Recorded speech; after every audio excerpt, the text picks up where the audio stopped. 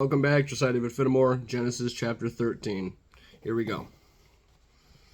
And Abram went up out of Egypt, he and his wife, and all that he had, and Lot with him, into the south. And Abram was very rich in cattle, in silver, and in gold.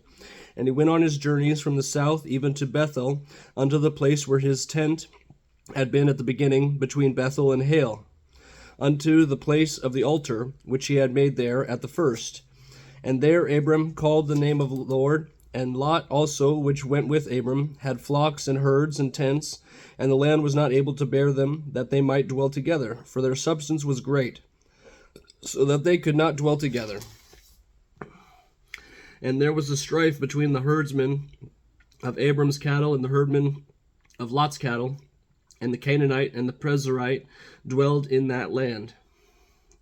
And Abram said unto Lot, Let there be no strife, I pray thee, between me and thee, and between my herdmen and thy herdmen, for we are brethren.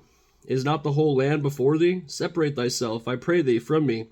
If thou wilt take the left hand, then I will go to the right, or if thou depart to the right hand, then I will go to the left.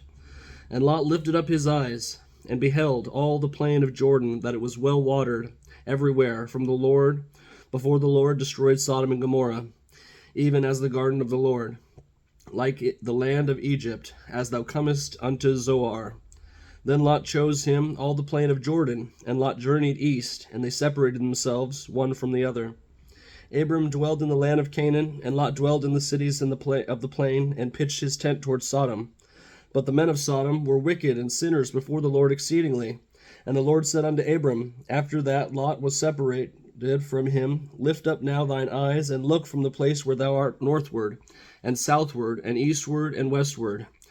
For all the land which thou seest, to thee will I give it, and to thy seed forever. And I will make thy seed as the dust of the earth, so that if a man can number the dust of the earth, then shall thy seed also be numbered. Arise, walk through the land, in the length of it, and in the breadth of it, for I will give it unto thee. Then Abram removed his tent, and came and dwelt in the plain of Mamre, which is in Hebron, and built there an altar unto the Lord. Abram and Lot were really close, like brothers, it seemed like, because Lot's father, Abram's brother, passed away before they started on their venture. And so, from one brother to another, my brother and I love each other, but we know we can't live with each other either.